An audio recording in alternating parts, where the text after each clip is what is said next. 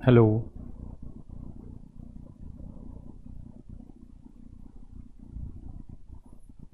आवाज़ आ रही है बच्चों आपको? आदित्य, गुड इवनिंग भाई, गुड इवनिंग सभी बच्चों को। गौरव, नियति, विश्वजीत, सभी को गुड मॉर्निंग, गुड इवनिंग।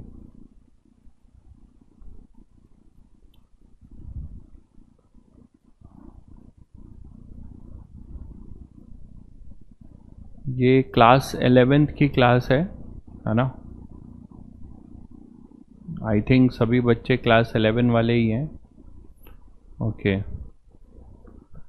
मैं आपको पूरी तरीके से विजिबल हूँ, ऑडियो क्लियर है, तो प्लीज़ एक बार एस लिख दीजिए, यस लिख दीजिए।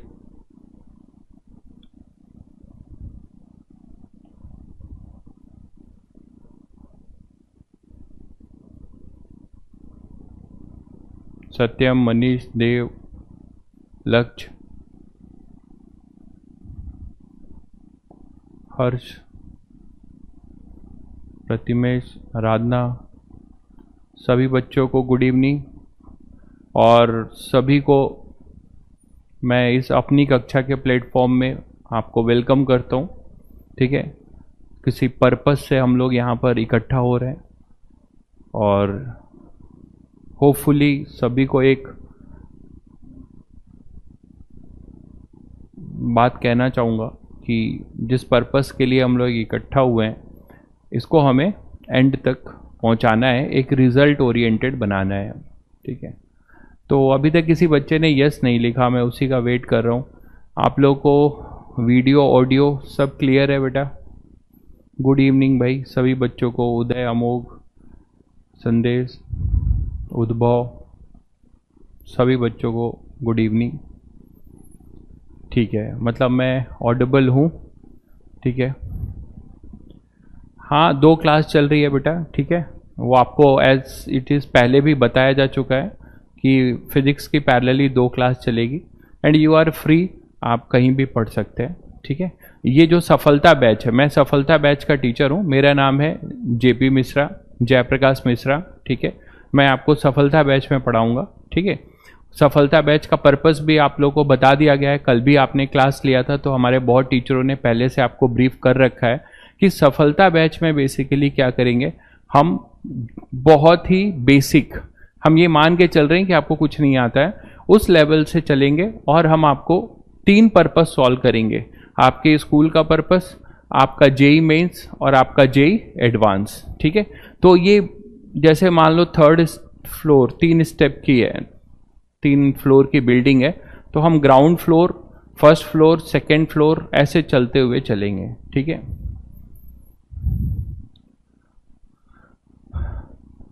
Khalidi, take my name, yes आपका नाम लिया मैंने। ठीक है, चलिए, तो आप लोगों को थोड़ा सा मैं ब्रीफ करना चाहूँगा कि हम जिस पर्पस के लिए इकट्ठा हुए हैं और हम लोग हमारा एक मोटिव है ना। अब थोड़ा ध्यान से सुन लीजिए हमारी इन बातों को। जो हमारा 15 मिनट मैं आपसे लूँगा, फिर स्टार्ट करेंगे, सब कुछ बताया जाएगा। प्लीज़ आप लोग बस 15 मिनट का मुझे समय दीजिए, जब मैं ब्रीफ कर लूँ then whatever you have doubt something left then you ask from me through your chat. ठीक है, अब जिस पर्पस के लिए बिल्कुल फुल सिलेबस होगा, सारा कुछ होगा, तो वही सब मैं बताने जा रहा हूँ। ठीक है, ऋषभ, ठीक है ऋषभ, तुम्हारा नाम ऋषभ, गुड इवनिंग। तो अब जिस पर्पस के लिए हम लोग यहाँ पर इकट्ठा हुए हैं उस पर्पस का एंड गोल सभी को पता है कि हमें anyhow JEE mains JEE advance तक की जर्नी पूरी करनी है। इस जर्नी को पूरी करने में मेरा क्या रोल होगा और आपका क्या रोल होगा, इन दोनों के लिए जो है आप लोगों को थोड़ी बहुत ब्रीफ करते हैं। जैसे देखिए, इस पूरी जर्नी में 2 लोग हैं, है ना, 2 ही लोग हैं ना, एक मैं हूं और एक आप लोग हो। तो हम इन दोनों का कोई ना कोई पार्टिसिपेशन है, कोई रोल है। इस रोल को अब ध्यान से सुनिएगा बेटा, चैट छोड़ दीजिए। इस रोल को जो है हम लोग भली भांति निभाएंगे। मैं अपना रोल प्रॉपर निभाऊं, ठीक है, आप अपना रोल प्रॉपर निभाओ, तो इन दोनों रोल का जब प्रॉपर सिंक्रोनाइजेशन होगा तब हमें एंड गोल अचीव होगा। And our and goal you all know, अपना एंड गोल है कोई ना कोई IIT में कोई ना कोई अच्छी सीट लेना या कोई NIT में अच्छी सीट लेना। This is our purpose for which we are here. ठीक है, अब इसमें जो मेरा रोल है वो क्या है वो मैं आपको बता दे रहा हूं। आपका रोल क्या है वो आप जानते ही हैं। आपका रोल तो एज ए स्टूडेंट क्या है, पढ़ना है। बहुत छोटा रोल है, पढ़ना है। ठीक है, और पढ़कर जो है बहुत ही अच्छे से अपने टीचर की चीजों को फॉलो करनी है। ठीक है, नहीं मैं ये सफलता बैच का टीचर हूं। कुछ बच्चे चैट कर रहे हैं तो मैं उनको क्लियर कर दूं। This is the class for Safalta batch which is dedicated for your JEE mains plus advance. ठीक है, तो ये सफलता बैच में आप लोग हो। ठीक है, तो अब मेरा जो रोल होगा, मैं आपको कैसे इस जर्नी में आपको आगे बढ़ाऊंगा, कैसे ले चलूंगा, वो चीज देख लीजिए। देखिए, मैं फिजिक्स में आपको जो है पहला अपना होगा इंपॉर्टेंट लेक्चर। ठीक है, जो भी मैं लेक्चर डिलीवर्ड कर रहा हूँगा वो लेक्चर आपको जो है फॉलो करना है।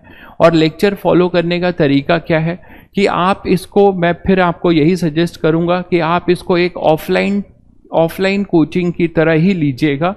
बहुत अच्छे से एक प्रॉपर सिटिंग स्पेस बनाइएगा, टेबल चेयर पे बैठ के कॉपी पेन लेकर पढ़िएगा। ठीक है, लेटकर मोबाइल देखते हुए केवल पढ़ना, आई थिंक फिजिक्स जैसे सब्जेक्ट के लिए या अपने IIT में किसी भी सब्जेक्ट के लिए, बेसिकली फिजिक्स और मैथ्स के लिए बिल्कुल भी मतलब वो समझ से परे है। क्योंकि आप कोई ह्यूमैनिटीज के सब्जेक्ट तो पढ़ नहीं रहे हो, बताओ, है ना, कि आपने बस स्टोरी पढ़ ली आपको चीजें पता चल जाएगा।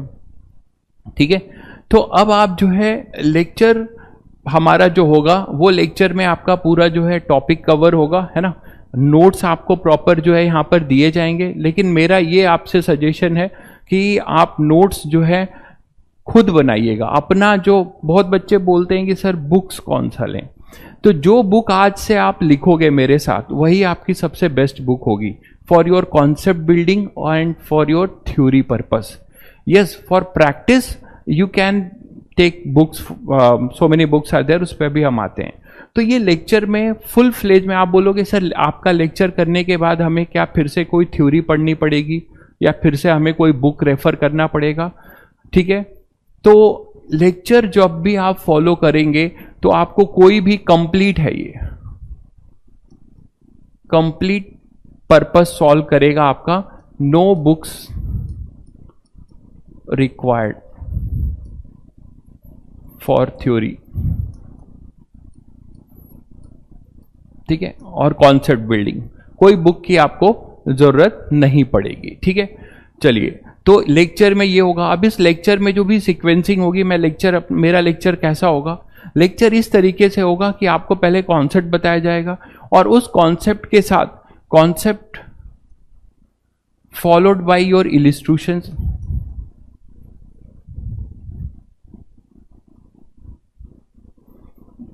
ठीक है, कॉन्सेप्ट के साथ आपका एग्जाम्पल भी होगा।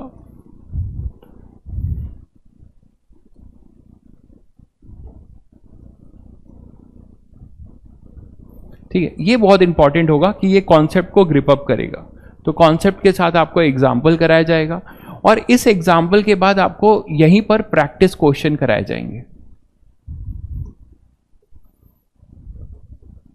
ठीक है, एक ही टॉपिक पे इतनी चीजें होंगी। लेक्चर के साथ एग्जाम्पल होगा, उसके बाद आपका प्रैक्टिस क्वेश्चन यहीं पे कराया जाएगा और इस प्रैक्टिस क्वेश्चन में आपके PYQs भी होंगे।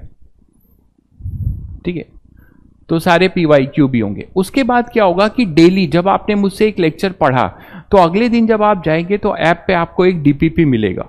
ठीक है, DPP कैसे सीक्वेंसिंग चलेगी मैं एक बार बता दे रहा हूं, क्योंकि ये चीज मैं दोबारा नहीं बताऊंगा और आप भी अपना जो है कमेंट पूछते पूछते अपना समय बर्बाद मत करिएगा। तो DPP जो होगा ये जो है टॉपिक वाइज होगा। टॉपिक वाइज मतलब आज मुझसे एक आपने टॉपिक पढ़ा छोटा सा, उसी टॉपिक को मैंने कराया और उसी टॉपिक पे आपने जाके 5, 10, 15 जो भी क्वेश्चंस होंगे, उसमें मैक्सिमम यही होंगे 10-12 क्वेश्चन, उसको आपने जाके एक बेसिक होगा जिसको आपने टॉपिक वाइज जो है उसको सॉल्व कर लिया। तो आपको अपने से भी एप्लीकेशन कर लिया आपने, मैंने आपको करा दिया, तो बहुत हद तक आपका वो कॉन्सेप्ट ग्रिप अप हो गया। ठीक है। अच्छा, जब भी आप लेक्चर यहाँ से लेने के बाद आपसे एक सलाह ये है कि आप जब भी, अब मेरे साथ अभी नोट्स बना पा रहे हो तो ठीक है, ठीक है, नहीं तो पीडीएफ से आप नोट्स बना रहे होंगे तो आप उसको नोट्स की तरह मत देख के लिखिए मत, समझ कर खुद से करिए। ठीक है, समझ कर खुद से करिए, तो एक तरीके से वो आपका लेक्चर रिवीजन ही है, मानते हैं? तो वो बात यहां पर ये चीज अगर आपने तीनों दिमाग में रख ली तो आप तैयार हो गए कि किसी भी बुक का क्वेश्चन खुद से करने के लिए। अगर आपने मेरे लेक्चर्स को फॉलो कर लिया और यहाँ पे क्लासरूम की कराई हुई जितनी भी चीजें हैं उसको आपने अपने दिमाग में रिटेन कर लिया, तो you are now free to choose any book and choose any question. और आप जिस दिन कोई भी बुक रैंडम पकड़ते हैं, कोई भी कोचिंग के मटेरियल पकड़ते हैं और उसके जो है 60% to 70% क्वेश्चन खुद से करने लगते हैं, तो समझिए आपकी तैयारी जो है सही जा रही है, हम लोग का पर्पस फुलफिल्ड हो रहा है। ठीक है, तो इसको करने के लिए मेरा नाम जयप्रकाश मिश्रा है, मैंने आपको बताया, शायद सौरव आप लेट थे। तो इसके बाद जो है क्या करना है, डीपी, आप इसमें अब आपका रोल है डीपीपी टॉपिक वाइज। इसके बाद आपको लास्ट में मिलेगा एक शीट में बहुत क्वेश्चंस होंगे। ठीक है, so many questions are there, तो ये मिसलिनियस होगा और इसमें क्वेश्चंस थोड़े और अच्छे लेवल के होंगे। तो आप शीट जो है फिर लास्ट में ओवरऑल आप शीट करेंगे। ठीक है, अब इसके बाद भी मैं 2 बुक्स फॉलो करूंगा। बुक्स जो आप फॉलो करेंगे, जो मैं क्लास में आपसे फॉलो कराऊंगा, आप क्लास 11 के बच्चे हैं, आपके पास बहुत टाइम है। ठीक है, और बहुत बड़ी अपॉर्चुनिटी है कि आप इस 2 साल को बहुत अच्छे से यूटिलाइज करें। तो जो बुक्स है, वेल नोन बुक्स में जो सभी को प्रेफर की जाती हैं वो है एससी वर्मा। एटलीस्ट मैं ये जरूर बोलूंगा कि ये बुक आपको 1 to 1 अच्छे से सॉल्व होनी चाहिए। आप बोलोगे सर ये बुक तो सब्जेक्टिव है, अब तो क्वेश्चंस ऑब्जेक्टिव आते हैं। देखो, फिजिक्स में सब्जेक्टिव ऑब्जेक्टिव जो भी बातें हैं टोटली डिपेंड अपॉन कॉन्सेप्ट, और अच्छे क्वेश्चंस करके ही कॉन्सेप्ट क्लियर होंगे। तो एससी वर्मा तो आपको करनी ही करनी है। उसके बाद जो मैं लेक्चर में क्वेश्चंस लूंगा,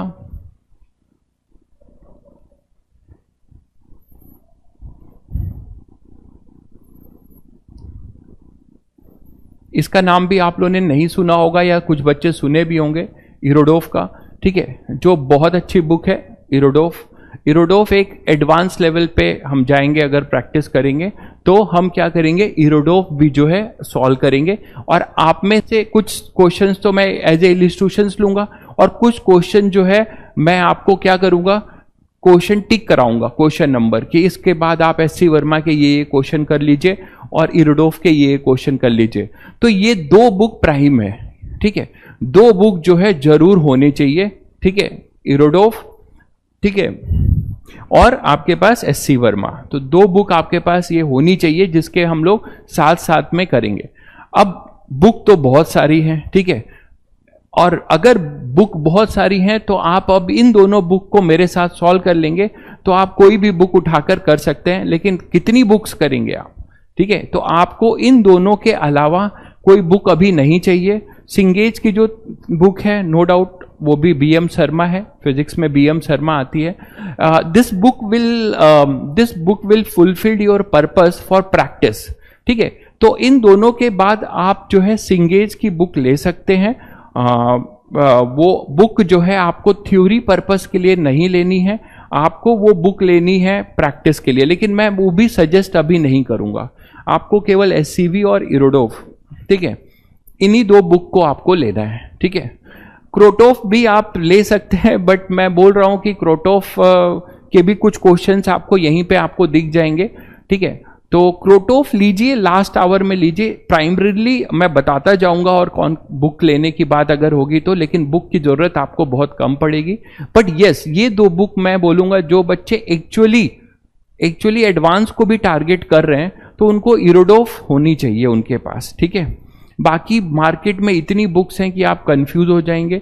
बहुत बच्चे नाम लिख रहे हैं, नूतन, एसएल अरोरा, ये तो आपको स्कूल के अगर आप बच्चे हैं स्कूल जाते हैं तो आपको लेनी पड़ेगी, एज ए स्कूल वाले जो है बोलते हैं, तो आप वो ले सकते हो, बट दीज बुक्स ऑटोमेटिकली आप अगर उसको देखोगे यहाँ पढ़ने के बाद तो आपको वहाँ से बहुत कुछ गेनिंग नहीं होगी, आप उसके क्वेश्चन बहुत इजीली कर लेंगे। NCERT, SL Arora, Newton physics, कुछ बच्चे आईसीएसई बोर्ड के होंगे तो न्यूटन फिजिक्स भी पढ़ते हैं, एसएल अरोरा भी सीबीएसई में है ना।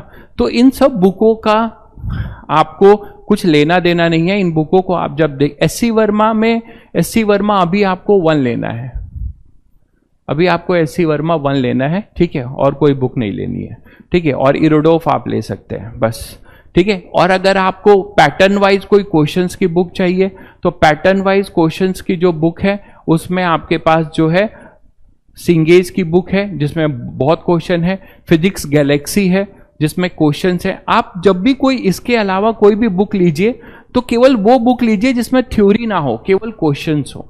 मेरी बात समझ गए? सिंगेज, डीसी पांडे, एसएल अरोरा कुछ भी ले सकते हैं, बट वो भी मैं बोलूंगा कि कोई बहुत जरूरी नहीं है। उन सबसे ज्यादा जरूरी है, अगर आप लेना ही चाहते हैं तो आप ले सकते हैं पीवाई, आपके पास PYQs 40 ईयर्स या 20 ईयर्स, ठीक है। That will be more beneficial for you, ठीक है। इसके बाद जो है आप सीधे सीधे डायरेक्ट वो क्वेश्चंस करो ना कि जो आपके एग्जाम में आ रहे हैं, जिससे आप अपने आप को जज कर पाओ। Yes, pathfinder is also a very good book, कुछ बच्चे लिख रहे हैं पाथफाइंडर भी बहुत अच्छी बुक है for olympiad purpose and for JEE advance. तो पाथफाइंडर में जो क्वेश्चंस जेई एडवांस लेवल के होंगे वो मैं क्लास में लूंगा, ठीक है, और मैं आपको कोट भी कर दूंगा कि ये पाथफाइंडर के हैं, ठीक है। तो ये क्वेश्चंस आपके पाथफाइंडर, इरोडोफ और एससी वर्मा के जो भी ऐसे क्वेश्चंस होंगे जो आपको कॉन्सेप्ट बिल्डिंग में काम आएंगे वो मैं लेक्चर में लूंगा, ठीक है। तो उसके लिए आप मत परेशान होइए, आप जो है केवल लेक्चर्स को फॉलो करिए। और एक बुक अगर आप लेना चाहें ऑब्जेक्टिव, चाहे वो डीसी पांडे हो, चाहे वो अनुराग मिश्रा हो, चाहे आप सिंगेज की बुक हो, बीएम शर्मा हो, उन तीनों में से कोई एक बुक ले लीजिए, ठीक है। कोई भी एक बुक ले लीजिए जिसमें केवल क्वेश्चंस हो, और आप मुझसे पढ़ने के बाद वो, और यहाँ की डीपीपी सॉल्व करने के बाद, शीट सॉल्व करने के बाद जब आप वहां जाएंगे तो आपको खुद ही दिख जाएगा कि भाई 60% तो ये बुक सॉल्व हो चुकी है, ठीक है। पर्पस क्या होता है? पर्पस ये होता है कि भाई आप कोई भी चीज अगर एक सोर्स बहुत अच्छे से कर लेते हो तो वही सोर्स के क्वेश्चन फ्लोट होते रहते हैं, ठीक है। तो वही सोर्स के क्वेश्चंस फ्लोट होते रहते हैं। नहीं भाई, नूतन और एससी वर्मा में बहुत डिफरेंस है। नूतन इज ए बोर्ड बुक, हर्ष, ठीक है, और एससी वर्मा एक बहुत अच्छी किताब है, खासकर उसका जो ऑब्जेक्टिव है, अगर उसके ऑब्जेक्टिव पे बात करेंगे तो वो बहुत ही बेटर है आपके कॉन्सेप्ट बिल्डिंग के लिए। तो एससी वर्मा इज टोटली हम लोग सजेस्ट करते हैं फॉर, अभी जेई मेंस का जो पैटर्न है उसमें तो बोलेंगे कि एससी वर्मा भी बहुत ऊपर की किताब हो गई है, क्योंकि जेई मेंस का पैटर्न बहुत गिर गया है, बहुत लो हो गया है, ठीक है। आपके बोर्ड लेवल का जेई मेंस टाइप होने जा रहा है। यस, तो जेई एडवांस की ग्रिप अप के लिए हम लोग एससीवी बोलते हैं। नूतन आपकी बोर्ड की किताब है जिसमें आप उसका फायदा ले सकते हैं, उसके क्वेश्चंस कर सकते हैं, बेसिक क्वेश्चंस करना चाहें थे, ठीक है। तो बुक्स पे तो मैंने कुछ ज्यादा ही बातें कर ली, अब बुक्स की बातें खत्म करते हैं। और मैंने आपको अपना तरीका बता दिया कि हम कैसे पढ़ेंगे। हर 3 वीक के बाद आपका एक टेस्ट होगा, टेस्ट का डिस्कशन होगा, बिल्कुल एडवांस लेवल के क्वेश्चन भी होंगे भाई सीट में, वो अलग से होगा। ये जो शीट होगी डीपीपी में आपको एडवांस लेवल के नहीं, बेसिक क्वेश्चंस मिलेंगे जिससे आपकी कॉन्सेप्ट ग्रिप अप हो। और जब आप सीट में आओगे तो सीट में अलग अलग होगा, जेई मेंस लेवल 1, लेवल 2 करके होगा, तो वो जेई मेंस और जेई एडवांस की अलग किताबें होंगी। लेकिन मैं इन सब के बाद फिर आपसे मैं बोलना चाहूंगा कि आप बुक्स पे फोकस कम करके आप लेक्चर्स को फॉलो करिए और लेक्चर के क्वेश्चंस को ही दोबारा करिए। मेरी बात समझ रहे हैं आप? यहां मैंने आपको बहुत ढेर सारे क्वेश्चन, मान लीजिए एक टॉपिक में 20 क्वेश्चंस करा दिए, तो उन 20 क्वेश्चंस को आप जो है रफ कॉपी लेकर जब आप लेक्चर रिवाइज कर रहे होंगे तो आप उसको जो है अच्छे से खुद से सॉल्व करिए, ठीक है। एनडीए के लिए देखिए, एनडीए के लिए तो मैं यहां पे तैयारी नहीं करा रहा हूं, लेकिन एनडीए में भी आपको ये काम आएगा। जो बच्चे एनडीए के लिए तैयारी करते हैं उनको एक्स्ट्रा टॉपिक्स कुछ पढ़ने होते हैं, बट फिजिक्स, केमिस्ट्री, मैथ्स वो उनके लिए एक पीस ऑफ केक होगा। वो बहुत आसानी से उसके क्वेश्चंस कर लेंगे अगर वो यहाँ पढ़ रहे हैं। तो for NDA you need not have to worry about physics, chemistry, maths, you only have to worry about general knowledge and some other thing जो भी आपके आते हैं, है ना, इंग्लिश, उन सब पे आप वर्कआउट अलग से करिएगा। बट फिजिक्स, केमिस्ट्री, मैथ्स में आपको कोई नहीं रोक पाएगा फिर, ठीक है। सारी सीट और सारा डीपीपी आपको जब आप ऐप में जाओगे और नोट्स वाला सेक्शन है, ठीक है, तो आप लोग जब ऐप में जाओगे और नोट्स वाला सेक्शन है, उस नोट्स वाले सेक्शन को क्लिक करोगे तो आपको सब मिल जाएगा, ठीक है। और आपको जो है अभी जो पढ़ रहे होगे उसके हैंड रिटन नोट्स जो पीडीएफ फॉर्म में वो भी मिल जाएगा। देखिए एडवांस तो बेटा बहुत लोगों ने केवल एक किताब सॉल्व करके की है। आप ये सोचो कि हम लोग के टाइम में इतनी कोचिंगें नहीं थी, हमारे टाइम में तो फिर भी थी। हमसे पहले वाले लोगों ने जो क्वालिफाई किया होगा उनकी बात कर लेते हैं, उनके पास ना कोई कोचिंग थी, तो वो कौन सी बुक पढ़ के मतलब सेलेक्ट होते थे जेई एडवांस में, जो कि पहले जेई एडवांस नहीं था। 10 क्वेश्चन के 10 मार्क्स के क्वेश्चंस आते थे, ठीक है। मेरा अपियरिंग ईयर था 2005 जो लास्ट था, जिसमें मैंने सब्जेक्टिव एग्जाम हुआ, उसके बाद सब ऑब्जेक्टिव शुरू हो गए। स्क्रीनिंग, और एक बार स्क्रीनिंग होता था, फिर आपके पास जेई होता था, जिसको अब यहाँ पे जेई एडवांस बोला जाता है। तो आपको केवल एक बुक एससी वर्मा सॉल्व करके उस समय भी लोग क्वालिफाई कर चुके हैं। तो देखिए ये मैटर नहीं करता कि आपके यहाँ किताबें कितनी है, आपने कितनी जो है किताबें रख ली, कितने मटेरियल इकट्ठा कर लिया। मैं फिर बता रहा हूं, मैटर ये करता है कि आपने जो क्वेश्चन सॉल्व किया, एक क्वेश्चन, उस एक क्वेश्चन से आपने क्या सीखा, उससे आपने क्या सीखा, आपने उस क्वेश्चन को कैसे सॉल्व किया। केवल आंसर मिलाने के लिए जैसे तैसे सॉल्व कर लिया, कि आपने अपना थॉट प्रोसेस बिल्डअप करके उन चीजों को किया। तो फिजिक्स में मैं फिर बता रहा हूं कि अप्रोच क्या होना चाहिए। सिचुएशनल सब्जेक्ट है, F = ma लगेगा, बस F = ma लगेगा। लेकिन इसी F = ma को आप इमेजिन नहीं कर सकते कि कितने डाइवर्सिफाइड वे में लगेगा और कितने बड़े बड़े क्वेश्चंस आएंगे। मेरी बात समझ गए? तो आपको ये ज्यादा उस पर स्ट्रेस देना है कि आप जो भी पढ़ रहे हो कॉन्सेप्चुअली पढ़ रहे हो, खुद से जो है अच्छा इसको ऐसे कर दें, ये सिचुएशन ऐसे हो जाए तो क्या करेंगे।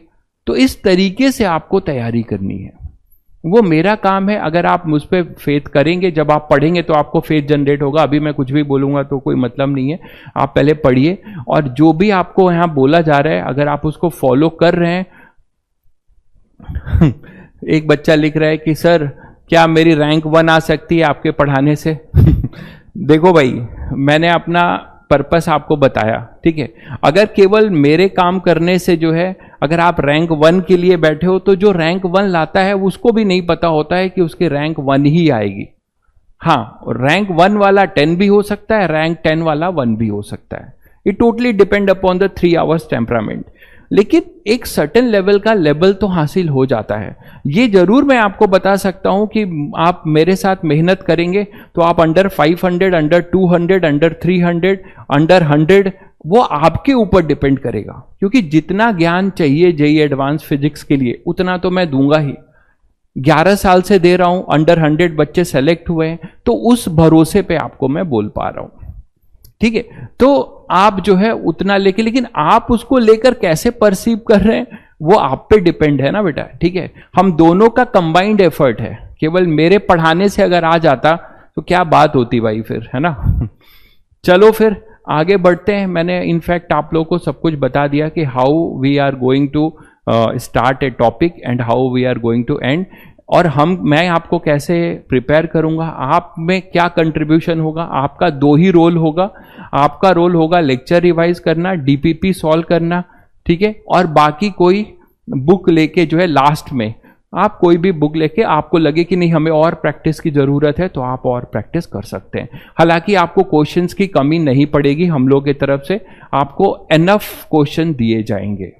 आप अगर केवल उतना ही कर लेते हैं तो सेल्फ सफिशिएंट होगा, ठीक है। चलिए, तो हमारा जो फिजिक्स तो अभी हम पढ़ने जा रहे हैं, बट फिजिक्स पढ़ने से पहले मुझे आप लोगों को प्रिपेयर करना पड़ेगा। भाई जैसे होती है ना कि लड़ाई लड़ने जाते हैं बॉर्डर पे, तो पहले वेपन्स की जरूरत पड़ती है, ठीक है, ऐसे खाली हाथ पहुंच जाएंगे, खड़े हो जाएंगे तो शहीद हो जाएंगे। ठीक है, तो पहले आपको कुछ वेपन्स की जरूरत पड़ेगी, और हमारे फिजिक्स में उस वेपन्स का नाम है बेसिक मैथ्स, जो हेडिंग डाली हुई है। तो हम पहले जो है बेसिक मैथ्स पढ़ेंगे कुछ लेक्चर, और ये बहुत इंपॉर्टेंट होगा।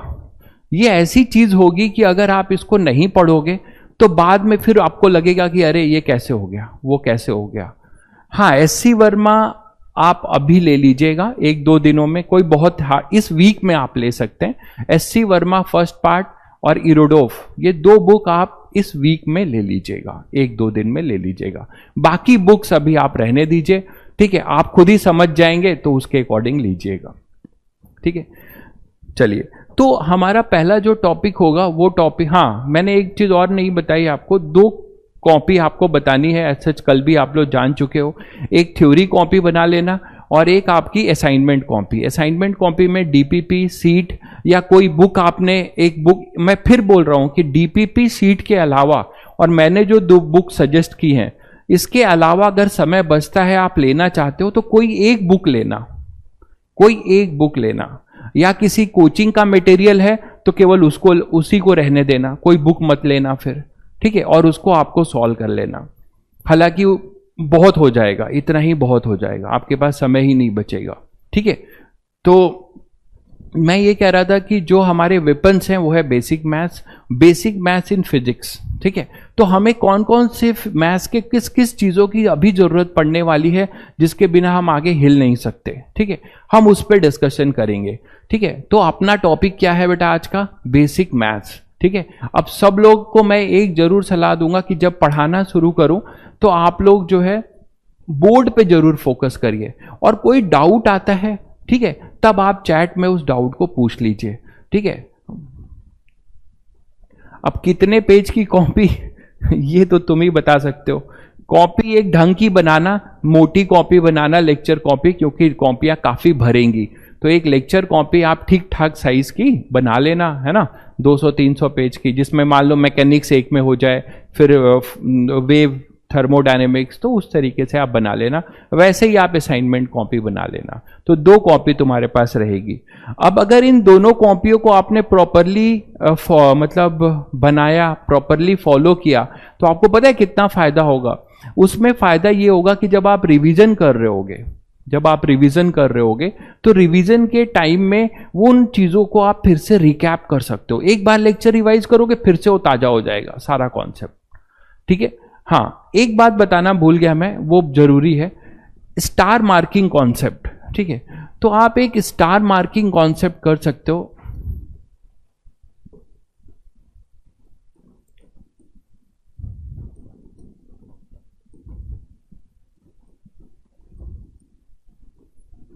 ठीक है, जो डीपीपी में तो मुश्किल से ही आपको ऐसे क्वेश्चन मिलेंगे, सीट में या फिर मैं जो क्वेश्चंस यहां करा रहा हूंगा और लेक्चर नोट्स में। ठीक है, तो उसको बहुत स्ट्रगल के साथ, इनफैक्ट लेक्चर नोट का हर क्वेश्चन स्टार मार्किंग होगा। तो आगे के जो क्वेश्चन जो आपसे सॉल्व नहीं हो रहे हैं, या बहुत स्ट्रगल करने के बाद सॉल्यूशन देख के आप सीख रहे हो, तो वैसे क्वेश्चन को आप अभी से स्टार मार्क कर देना, जिससे कि जब आप रिवाइज करो तो उन्हीं क्वेश्चंस को रिवाइज कर लो। जो क्वेश्चन तुमसे पहली बार में अपने से बन जाएंगे, वो क्वेश्चन हमेशा ही बन जाएंगे। ठीक है,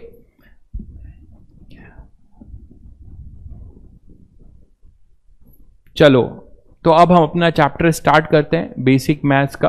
तो बेसिक मैथ्स में आते हैं। ठीक है, और बेसिक मैथ्स में क्या पढ़ाने जा रहा हूं मैं अभी आपको, जो फिजिक्स को कनेक्ट करता है और जिसके बिना आपको दिक्कत हो सकती है, वो पहला अपना टॉपिक है। जैसे मान लीजिए, अच्छा आप लोग, बहुत बेसिक से स्टार्ट करता हूं, मान लीजिए आप लोग दो चीज तो जानते हो, वेरिएबल, ठीक है, एंड कांस्टेंट। ये तो आप लोगों ने खूब सुना होगा, किया भी होगा, अभी 10th क्लास में पढ़ के आए हो, वेरिएबल एंड कांस्टेंट। ठीक है, तो वेरिएबल और कांस्टेंट ये क्या चीजें हैं भाई? कांस्टेंट वो है जिनकी वैल्यू आपकी फिक्स रहती है। वेरिएबल में we can take any value, यही तो आप बोलते हो। अच्छा, वेरिएबल भी देखो दो टाइप के होते हैं, एक अपना होता है डिपेंडेंट वेरिएबल, एक अपना है डिपेंडेंट वेरिएबल।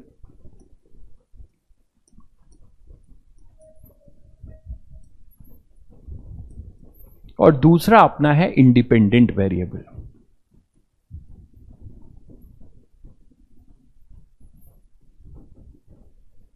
ठीक है, दूसरा अपना है इंडिपेंडेंट वेरिएबल। तो एक डिपेंडेंट वेरिएबल और दूसरा अपना क्या है, इंडिपेंडेंट वेरिएबल। अब ये जो डिपेंडेंट वेरिएबल है और इंडिपेंडेंट दोनों है वेरिएबल, दोनों टेक एनी वैल्यूज। ठीक है, अब इस डिपेंडेंट वेरिएबल और इंडिपेंडेंट वेरिएबल में एक रिलेशन है, तो जो इस रिलेशन को कनेक्ट करता है दोनों को, मतलब डिपेंडेंट और इंडिपेंडेंट वेरिएबल के रिलेशन को जो बताता है मैथ्स की भाषा में, उसका नाम होता है फंक्शन। देखिए, हमारा ये टॉपिक नहीं है, मैं आपको वो उतनी ही चीजें बताऊंगा बहुत लेमैन तरीके से। मैथ्स के सर लोग बहुत अच्छे से आपको ये सब बहुत डेप्थ में पढ़ाएंगे। मैं एक लेमैन तरीके से आपको समझाऊंगा जिससे अपना पर्पस सॉल्व हो जाए। तो मैंने आपको कहा कि वेरिएबल दो हैं, एक डिपेंडेंट वेरिएबल और दूसरा इंडिपेंडेंट वेरिएबल। अब जो डिपेंडेंट वेरिएबल है और जो इंडिपेंडेंट वेरिएबल है, इन दोनों में एक रिलेशन बिल्डअप होगा। ठीक है, एक रिलेशन बिल्डअप होगा और जो इस रिलेशन को बिल्डअप करता है उसी को कहते हैं फंक्शन। उसी को क्या कहते हैं, फंक्शन। तो फंक्शन जो है क्या है, एक बहुत आम भाषा में अगर पूछा जाए व्हाट इज फंक्शन, तो फंक्शन क्या है, it tells the relation between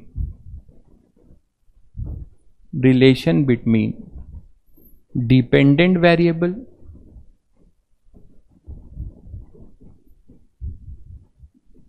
ठीक है, डिपेंडेंट वेरिएबल और independent variable and independent variable. तो डिपेंडेंट और इंडिपेंडेंट वेरिएबल में जो एक रिलेशन सेटअप करे, रिलेशन को बताए कि ये कैसे जो है मतलब रिलेटेड हैं, उसी को हम कहते हैं फंक्शन। उसको आप लिखते कैसे हो, उसको लिखते हो देखो y equal to f of x, ऐसे लिखते हो। ऐसा लिखा हुआ तुम्हें कहीं दिखेगा, y is equal to f of x. ठीक है, तो जब y equal to f of x लिखता हुआ आप देख पा रहे हो तो आपको क्या दिखेगा, इसमें जो है, ध्यान से सुनिएगा, आप इसको पढ़ोगे क्या, पहले पढ़ना सीखो। इसको पढ़ोगे y is a function of x, y is a function of x. ठीक है, इसको क्या पढ़ोगे, y is a function of x. ठीक है, अब अगर y जो है is a function of x है, तो आप क्या बोल सकते हो कि जैसे जैसे हमारे पास x की वैल्यू पड़ेगी वैसे वैसे हमारा क्या होगा, y की वैल्यू आएगी।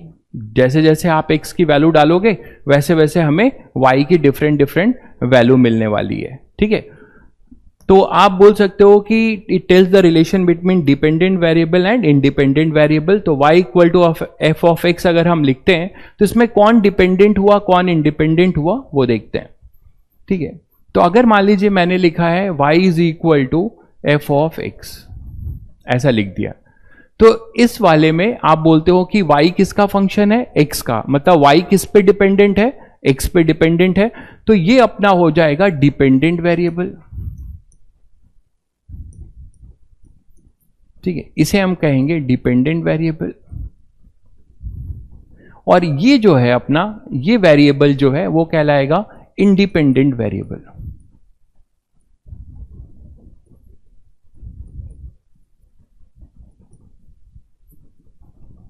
देखिए, मैं फंक्शन के बहुत डिटेल में नहीं जा रहा हूं, ठीक है, कि ये दोनों 1 to 1 होंगे कि क्या होगा, ये सब आप मैथ्स में पढ़ेंगे। मैंने कहा कि मैं आपको एक लेमैन तरीके से बता रहा हूं, ठीक है, उतना ही बता रहा हूं जितना हमें जरूरत है, बाकी आप मैथ्स में बहुत डिटेल में पढ़ेंगे। तो डिपेंडेंट वेरिएबल और इंडिपेंडेंट वेरिएबल, तो आपने क्या सीखा कि अगर y equal to f of x लिखा है तो हम क्या पढ़ेंगे कि y is a function of x, तो हम x की डिफरेंट वैल्यू पुट करेंगे तो हमें y की डिफरेंट वैल्यू मिलेगी। जैसे मान लो आप बोलते हो y, अच्छा ये f ऑफ x एक जनरल टर्म है, ये f ऑफ x कुछ भी हो सकता है, f ऑफ x जो है आपका कुछ भी हो सकता है, किसी भी रिलेशन का हो सकता है। जैसे मैं बोलूं y equal to x square, y equal to 2x, ठीक है, y equal to sine x, y is equal to e की पावर x, ठीक है, y is equal to ln x, तो आपको क्या दिखता है? ठीक है, f मीन्स फंक्शन, बोलने का नाम है, f जो है बेसिकली लिखने का तरीका है कि y is a function of x। तो ये लैंग्वेज में जो लिखा गया था ना, ये जो y is a function of y is a function of x, तो इसको हम सिंबॉलिकली लिख पा रहे हैं। तो इसी को आप सिंबॉलिकली लिखते हो, y इक्वल टू f किसका फंक्शन है? x का, तो ऐसे लिख देते हैं। तो ये सिंबॉलिकली लिखा जाता है, बस इसका यही मीनिंग है। ठीक है, तो यहां पर आपने देखा कि ये कैसा फंक्शन है y equal to x square, ये तो तुम लोग क्लास 10 में पढ़े हो, बताओ ध्यान से। ये पोलिनोमियल फंक्शन में इसकी डिग्री 2 है, तो ये कैसा फंक्शन बोला जाएगा? क्वाड्रेटिक, है ना।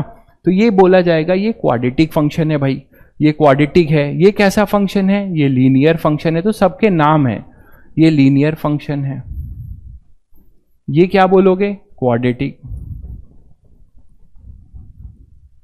ये कैसा है? Trigonometric function.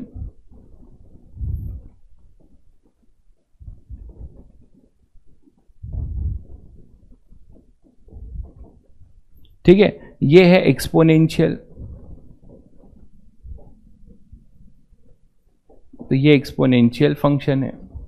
तो आपने क्या देखा कि अब यहां पर y ऐसे रिलेटेड है, यहां पर y इस तरीके से रिलेटेड है, यहां पर y ऐसे रिलेटेड है, यहां पर y ऐसे रिलेटेड है। तो हर एक चीज के लिए आप देख रहे हैं कि हमारा जो y है, x की वही वैल्यू, मान लो मैं x की एक वैल्यू चूज करूं और इन सब में डालूं, तो सभी फंक्शन में y की वैल्यू अलग अलग आएगी। बताओ, सभी में जब y की वैल्यू अलग अलग आएगी, इसका मतलब क्या हुआ कि x की सेम वैल्यू के लिए y की वैल्यू अलग क्यों आ रही है? क्योंकि y x के साथ अलग अलग ढंग से रिलेट है। ये एक्स स्क्वायर से है, ये 2x से है, ये साइन x से है, ये e की पावर x से है। इसको आप बोलते हैं लॉग फंक्शन। तो आपने क्या देखा कि ये सभी जो है डिपेंडेंट वेरिएबल और इंडिपेंडेंट वेरिएबल आपस में अलग अलग नेचर से जो है क्या होंगे? ये लॉग फंक्शन है। ठीक है, ln का मतलब होता है, ये सब आगे आप पढ़ेंगे, लॉग बेस ई, लॉग बेस ई, जैसे लॉग बेस 10 होता है उसी तरह लॉग बेस ही होता है। आप लॉग भी पढ़ेंगे। तो यही सब मैं आप लोगों को बता रहा हूं कि थोड़ा थोड़ा मुझे फंडामेंटल्स में बताता जाऊंगा, जिससे हम काइनेमेटिक्स में इंटर कर पाए। ठीक है, तो ये हमारे क्या है, फंक्शन के बारे में थोड़ा सा मैंने एक बहुत रॉ आइडिया दिया कि फंक्शन क्या है। अभी आप इतना जान लीजिए कि डिपेंडेंट इंडिपेंडेंट वेरिएबल्स के रिलेशन को बताता है और वो किस नेचर के हैं वो बताता है। ठीक है, एक्स की जो वैल्यू होती है वो डोमेन होता है, वाई की वैल्यू को रेंज कहते हैं। वो सब पे हम नहीं आते हैं, वो आगे आप मैथ्स में सीखेंगे। तो ये है फंक्शन। तो अभी आज मैं एक बेसिक फंक्शन ले रहा हूं, लीनियर फंक्शन। इसी में हम बात करते हैं, मान लीजिए पहले लीनियर फंक्शन की। लीनियर फंक्शन का ग्राफ कैसा होगा? लीनियर फंक्शन कैसा होगा? ए एक्स प्लस बी ऐसा लिख सकते हो, या y is equal to m x plus c. ठीक है, जिसमें कि y equal to a x plus b जो है उसमें क्या दिख रहा है आपको कि y किसका फंक्शन है? x का पावर क्या है? 1 है। तो ये कैसा फंक्शन बोला जाएगा? लीनियर, जो आप पढ़ के आ चुके हो, अभी 10th क्लास में पढ़े हो। तो लीनियर फंक्शन है। अब तुम लोग बताओगे कि इस लीनियर फंक्शन का अगर आप ग्राफ बनाओगे तो ग्राफ किसके किसके बीच बनता है? एक एक्सिस पे y होता है जो कि आप बोलते हो डिपेंडेंट वेरिएबल, और दूसरे पे x होता है जो बोला जाता है इंडिपेंडेंट वेरिएबल। ठीक है, तो अब आपके पास क्या है कि डिपेंडेंट वेरिएबल और इंडिपेंडेंट वेरिएबल की जो ट्रेसिंग है उसमें अगर फंक्शन लीनियर है तो कोई चैट करके बताएगा कि इसका ग्राफ कैसा आप लोगों ने सीखा है? जल्दी से बताइएगा। y equal to a x plus b का ग्राफ कैसा होगा? Straight line. Very good, very good, एक बच्चे ने आंसर दिया, बहुत बढ़िया। ठीक है, तो ये स्ट्रेट लाइन होगा। देखिए, अभी समझ में आने वाली बात तो ऐसा कुछ है ही नहीं। मैंने बस एक ही चीज बताया कि दो वेरिएबल होते हैं और दोनों वेरिएबल में एक रिलेशन बिल्डअप होता है। तो जो रिलेशन बिल्डअप होता है उसी को हम क्या कहते हैं? फंक्शन। फंक्शन हमें बताता है कि इंडिपेंडेंट और डिपेंडेंट वेरिएबल में कैसा रिलेशन है। उसको हम लिखते कैसे हैं? y equal to f of x से। फिर मैंने एक लीनियर फंक्शन लिया है। लीनियर फंक्शन आप लोग 10th क्लास में खूब बनाए हो ग्राफ पेपर पे, है ना, कि x की डिफरेंट डिफरेंट वैल्यू, y की डिफरेंट डिफरेंट वैल्यू फिर स्केल से ज्वाइन करते थे, याद करो, तो एक स्ट्रेट लाइन मिल जाता था। ठीक है, ठीक है। तो अब आप जो है ये है स्ट्रेट लाइन, तो इसका y equal to x plus b, ये लीनियर फंक्शन है, बिल्कुल सही कह रहे हैं। और उसका जो ग्राफ होता है वो इस फॉर्म का होता है, ये ग्राफ है स्ट्रेट लाइन का, इसी को आप बोलते हैं this is the form of a straight line, जिसमें कि मुझे ये बता दो कि y क्या है, आपको पता है y जो है डिपेंडेंट वेरिएबल है, x क्या है independent variable. Now what about this two term m and c, m और c की बात करो, ये m है और ये c है, तो m को जो है आप बोलते हो slope of the straight line, इसको बोलते हो slope of the straight line. देखिए आप बोलोगे सर ये सब क्यों पढ़ा रहे हो, बिल्कुल सी इंटरसेप्ट है, बहुत बढ़िया भाई। क्रिश तुम 11th के हो कि 12th के हो, तो slope of the straight line, ठीक है। 12th वाले बच्चे अपना समय जाया ना करें, बहुत बेसिक चीजें हो रही हैं, तो आई थिंक उनको यहां रहने की जरूरत नहीं है। तो m जो है slope of the straight line और c जो है इंटरसेप्ट है। अब इन दोनों को हम डिफाइन करते हैं। मेरा कोई ना कोई पर्पस है, बहुत बड़ा पर्पस है, जो मैं मैथ्स से यहां पढ़ा रहा हूं, अभी तुरंत समझ में आने वाला है 10 मिनट में, इसीलिए इसको ध्यान से देखिएगा। Slope of the straight line और c है अपना क्या, इंटरसेप्ट। स्लोप को आप कैसे डिफाइन करते हो, slope of a straight line,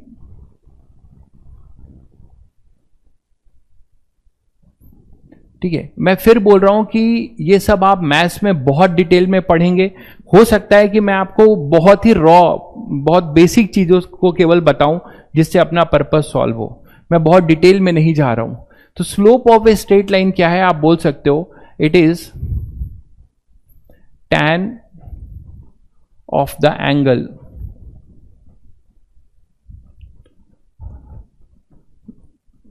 made by straight line with respect to positive x-axis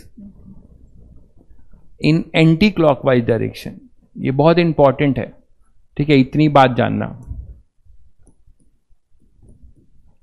anti clockwise direction, ठीक है। तो ये स्ट्रेट लाइन में स्लोप क्या होता है, देखो मान लीजिए आपके पास कोई एक स्ट्रेट लाइन आपने बनाया, मान लीजिए आपके पास ये स्ट्रेट लाइन है और आपने ऐसे एक स्ट्रेट लाइन बना दी, ध्यान से सुनिएगा।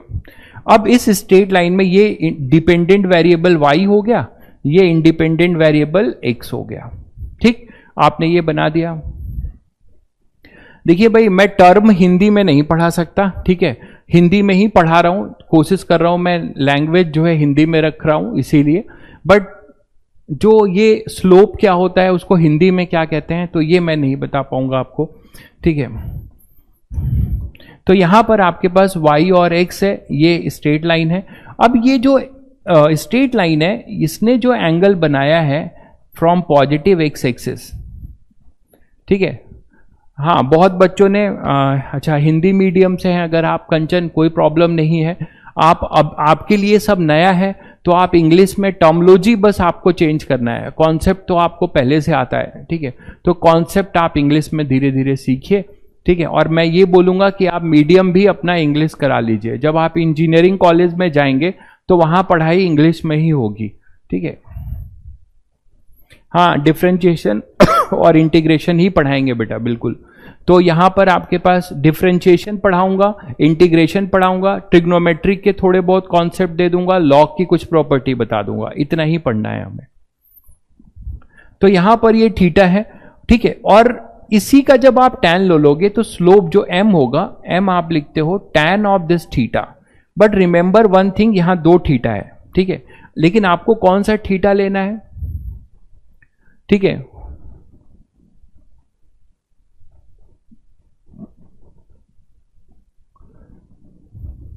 नहीं भाई डिपेंड, हाँ बिल्कुल बहुत बढ़िया भाई, आपने सही देखी, इस तरीके से पढ़ाई करिए। एक बच्चे ने बहुत बढ़िया चीज जो है प्रिडिक्ट की है, उसने बोला कि सर ये बताइए कि अगर ये ऐसा लिखा हो x is equal to f of y, मैं यही चाहता हूं कि आप भी ऐसे ही सोचिए, x equal to f of y, एक बच्चे ने लिखा है, क्या नाम है उनका, वर्धन, ठीक है, जयवर्धन, बहुत बढ़िया भाई। आप अगर x equal to f of y लिखा है तो सर इसमें कौन डिपेंडेंट होगा, कौन इंडिपेंडेंट, ठीक है। तो चैप्टर का नाम कुछ नहीं है भाई, लिखा हुआ है बेसिक मैथ फिजिक्स, ठीक है। तो f x equal to f of y का क्या मतलब है कि x जो है किसका फंक्शन है, x किसका फंक्शन है, y का, मतलब y की डिफरेंट डिफरेंट वैल्यू हम पुट करेंगे तो उसके आधार पे हमें x मिलेगा।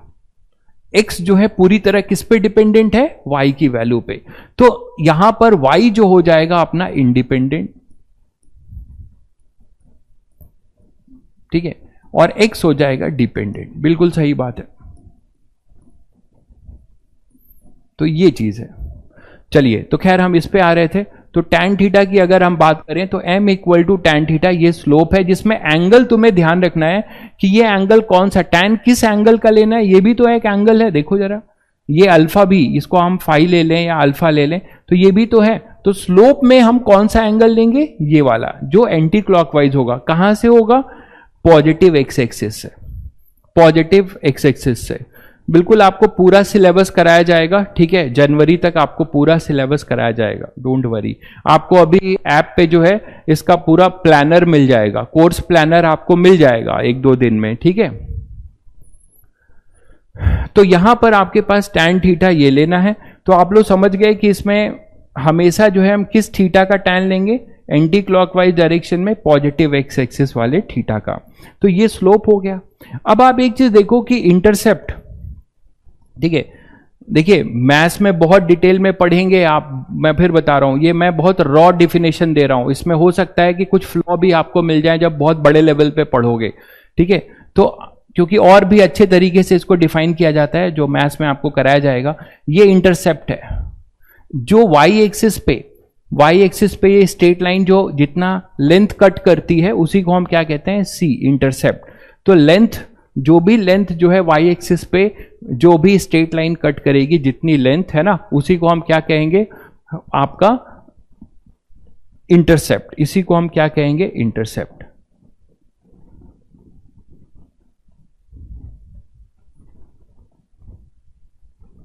यही अपना इंटरसेप्ट है। तो दो बात अगर आप जानते हो तो उसके लिए आप क्या कर सकते हो, अच्छा, WRT का मतलब जो है विथ रिस्पेक्ट टू है, विथ रिस्पेक्ट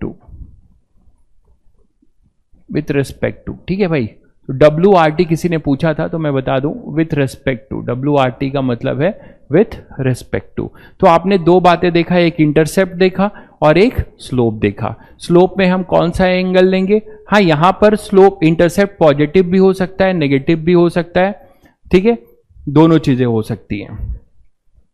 चलिए, तो अब देखिए, जैसे कि मैं आपको बोलूं कि कोई लाइन ट्रेस करो, तो आप लाइन कैसे ट्रेस करेंगे, जैसे देखिए y, वहां तो आप ग्राफ पेपर पे x बनाते थे, y बनाते थे और वहां से आप करते थे। यहां पे मान लीजिए मैं बोलूं y इक्वल टू 3x + 2, एक लाइन दिया मैंने, ये लाइन दिया, इसको हमें ट्रेस करना है, y equal to 3x + 2। Intercept फिर से बता दे रहा हूं, इस एग्जांपल से समझ जाएंगे आप। देखिए, आप बोलते हैं कि इसको हमें ट्रेस करना है, तो आप कैसे ट्रेस करोगे, सबसे पहले क्या करो, स्लोप को चेक करो। पहले लाइन बना लो, मान लो ये y एक्सिस है और ये अपना x एक्सिस है।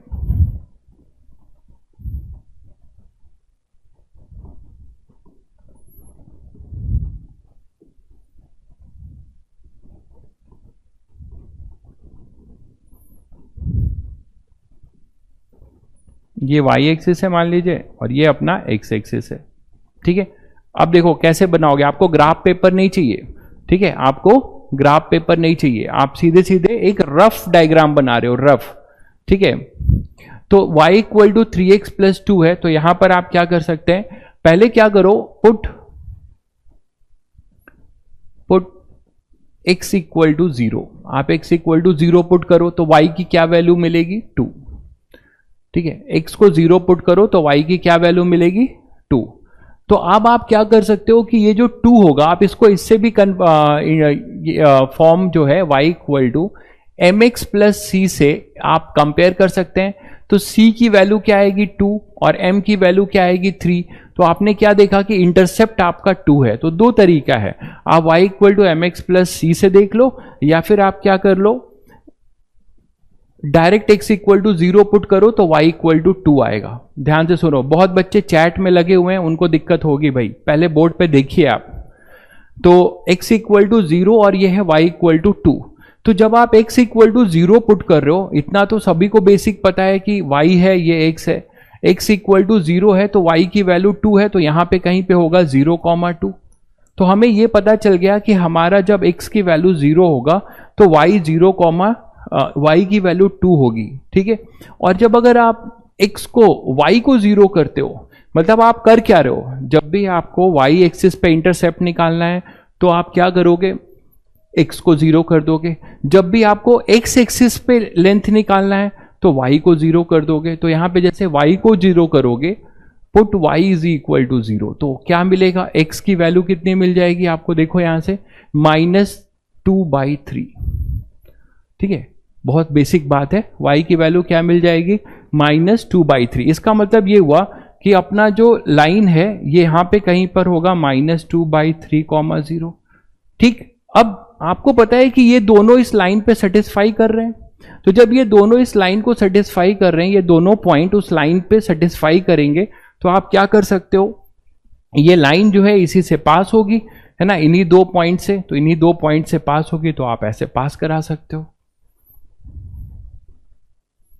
तो ये जो है स्ट्रेट लाइन की, इसका जो है स्ट्रेट लाइन का फॉर्म हो जाएगा। इस तरीके से आप ये स्ट्रेट लाइन ड्रॉ कर सकते हो, ठीक है। तो this is your straight line y equal to 3x plus 2। लेकिन अब आप ये देखो कि आप डायरेक्ट भी कर सकते थे, या तो ये वैल्यूज ना रख के भी डायरेक्ट कर सकते थे। कैसे, उसको सोचो। m यहां पर क्या है, पॉजिटिव है, तो आप ये सोच सकते थे। दूसरा वे क्या है सोचने का, वो देखिए। इसी को आप दूसरे वे से कैसे सोचते, आप देख लेते कि इंटरसेप्ट कितना है 2, ठीक है। तो इंटरसेप्ट 2 है, मतलब y एक्सिस पे पॉजिटिव इंटरसेप्ट है। तो y एक्सिस पे अगर पॉजिटिव इंटरसेप्ट है, मतलब लाइन हमारी यहां से पास होगी 0,2 से। अब यहां से पास होने वाली दो लाइन हो सकती है, एक ये वाली है ना, और एक ये वाली, यही तो हो सकती है। और स्लोप कैसा है तुम्हारा, देखो +3 है, स्लोप यहां पर हमारा पॉजिटिव है। और आप लोग को इतना तो पता होगा कि जब tan जो है 0 से 90 डिग्री पे होगा, ठीक है, tan जो है, जब tan जो है, क्या लिख रहे हैं, y x इक्वल टू 2 पे y 8 होगा, क्या लिख रहे हो भाई, x इक्वल टू 2 पे मैं कहां निकाल रहा हूं, मैं x इक्वल टू 0 पे y निकाल रहा हूं और y इक्वल टू 0 पे x निकाल रहा हूं, ठीक है।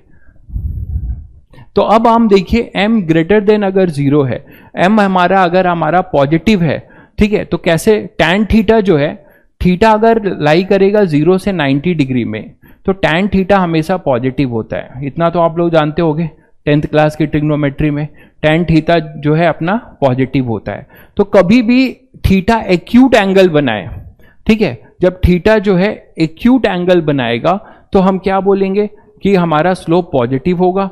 थीटा जब ऑब्ट्यूज एंगल बनाएगा तो स्लोप नेगेटिव होगा। मैं लिख दे रहा हूं यहां पे, ये सब आप लोगों को tan थीटा की वैल्यू तो पता ही होगी, ठीक है। जब थीटा ग्रेटर देन 90 होगा तो अपना स्लोप जो है नेगेटिव होगा, और यहां पे यही स्लोप है, ठीक है। तो स्लोप जो है, जब थीटा जो है एक्यूट होगा तो हमारा स्लोप पॉजिटिव होगा, थीटा जब अपना ऑब्ट्यूज होगा तो स्लोप क्या होगा, नेगेटिव। चलिए, तो अब 0,2 से दो लाइन पास हो सकती थी, एक ये वाली और एक ये वाली।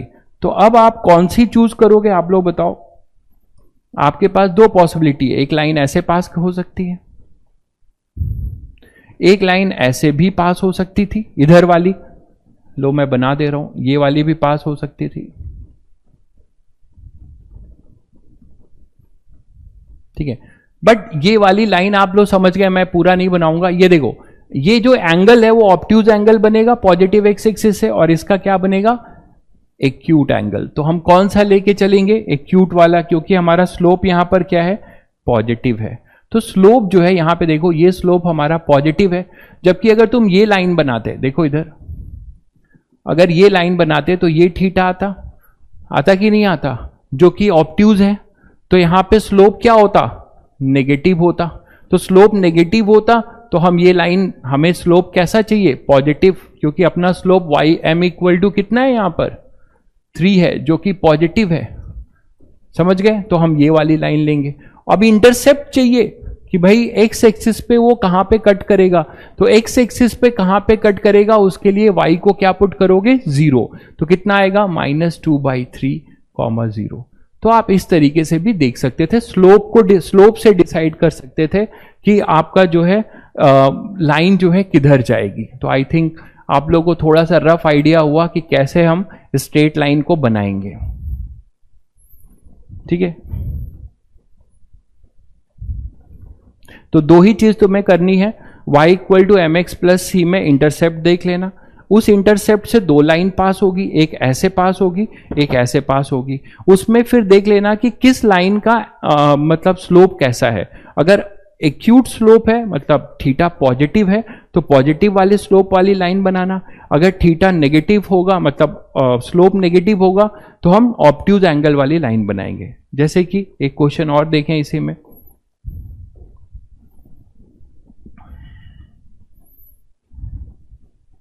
ये आप लोग थोड़ा ड्रॉ करिए और मुझे बताइएगा।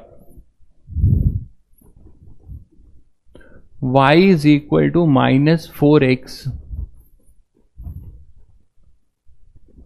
-2।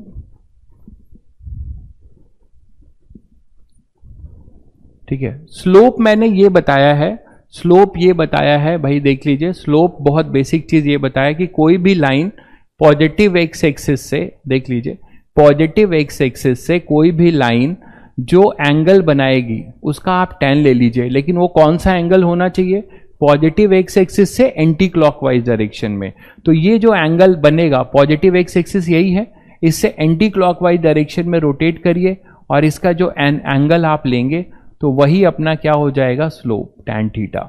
ठीक है, अगर ये tan थीटा 0 से 90 के बीच में है तो ये स्लोप पॉजिटिव होगा, और अगर 0 से 90 के बीच में नहीं है, ऑब्ट्यूज है, 90 से बड़ा है, तो स्लोप आपका नेगेटिव। बहुत बढ़िया भाई, m equal to -4 and c equal to -2। बहुत बढ़िया, क्या नाम है भाई, आयुष।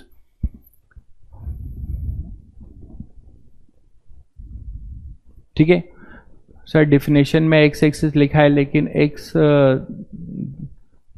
डैश तो नहीं की है।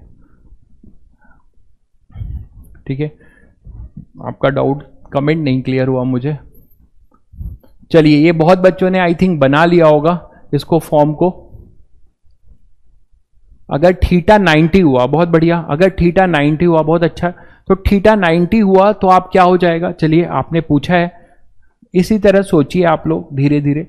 थीटा 90 हो जाएगा तो ऐसा हो जाएगा, देखो ऐसा हो जाएगा कि नहीं, ये रहा 90 थीटा, थीटा 90 हो गया, ये लो। तो ये लाइन कैसी हो जाएगी, पैरेलल टू वाई एक्सिस हो जाएगी, बोलो। और x इक्वल टू यहां कुछ वैल्यू होगा, मान लो कुछ भी वैल्यू होगा, a मान लेते हैं, तो x कोऑर्डिनेट फिक्स हो जाएगा, y की वैल्यू चेंज होगी। तो ये लाइन क्या बोली जाएगी, x इक्वल टू a। तो यहां पे आप x equal to a line बना देंगे, यहां पे थीटा 90 होगा, तो this is parallel to y axis हो जाएगा। ठीक है, ये parallel to y axis, infinite हो जाता है, बिल्कुल सही कह रहे हैं, बहुत बढ़िया। tan 90 जो है इनफाइनाइट को चला जाता है, स्लोप इसका इनफाइनाइट होगा, वाई एक्सिस के पैरेलल हो जाएगा। ठीक है, अब आप पूछ सकते हो कि सर इसमें थीटा 0 हो जाए तो क्या होगा। तो थीटा 0 होगा तो क्या होगा, तुम बताओ।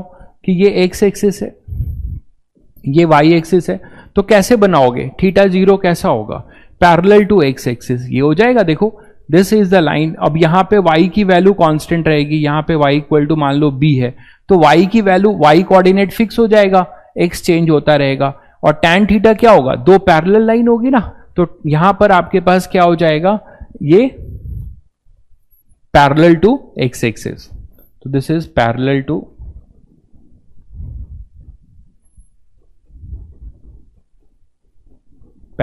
x axis. ठीक है, क्लियर है। तो अब इस लाइन की मुझे लगता है सभी बच्चों ने ट्रेस कर लिया होगा। क्या ट्रेस किया, देखो आपने यही ट्रेस किया। पहले क्या किया, इसको कंपेयर किया, mx प्लस सी से, तो एक बच्चे ने तुरंत लिख दिया था m की वैल्यू कितनी है, -4 है, इससे कंपेयर करो, इससे कंपेयर करो, ये m हो जाएगा, ये पूरा c हो जाएगा। c की वैल्यू कितनी है, -2। इसको देखकर तुम्हारे दिमाग में तुरंत एक बात याद आई कि भाई इंटरसेप्ट इसका नेगेटिव है, इंटरसेप्ट इसका नेगेटिव है। तो जब इंटरसेप्ट इसका नेगेटिव है तो क्या करने वाले हैं, यहां पर आप c इक्वल टू -2 है, तो मतलब कहीं यहां पर होगा इंटरसेप्ट नेगेटिव, 0, -2 यहीं पर होगा। फिर सुनो, अब ये जो लाइन है वो यहां से दो लाइन पास हो सकती है, एक लाइन ऐसे जा सकती है, एक लाइन आपकी ऐसे जा सकती है, दूसरी लाइन आपकी ऐसे जा सकती है। बताओ जा सकती है कि नहीं?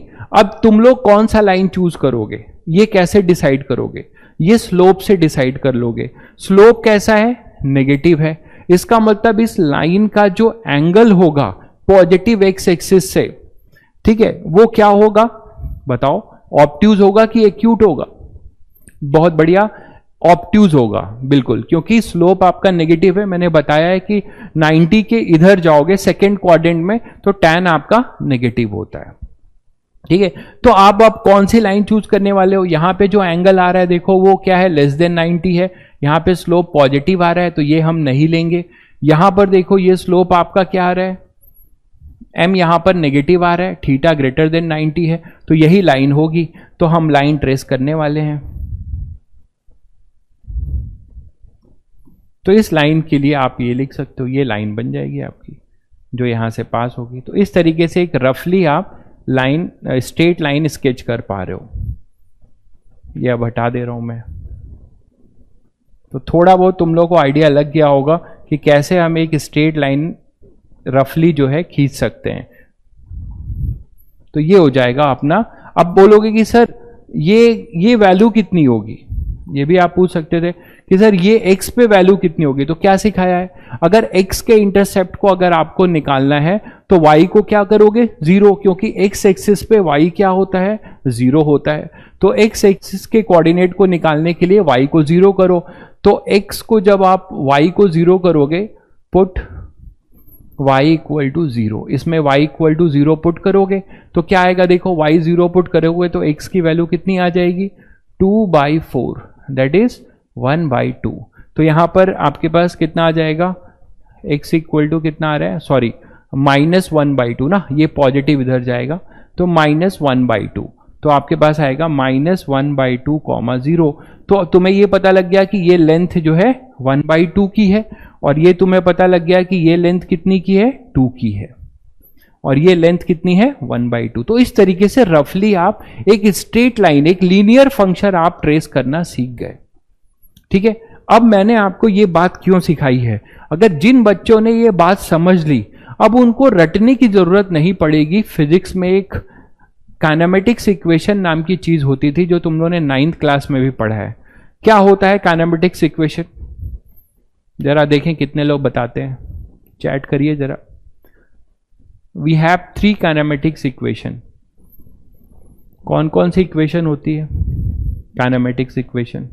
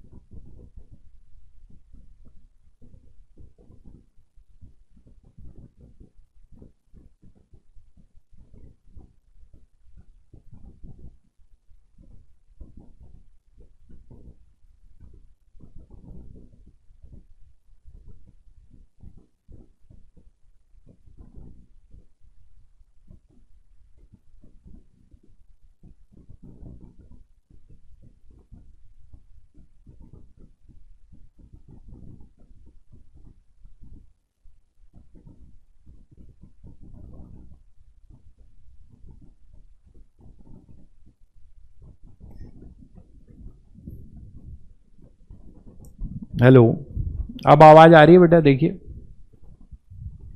सेल डाउन हो गया था, चेंज किया है। आ रही है आवाज? ओके, वॉइस आ रही है कि नहीं? एक बार यस लिख दीजिए प्लीज।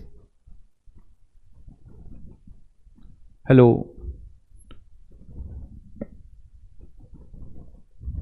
आवाज आ रही है भाई सबको? ओके ओके,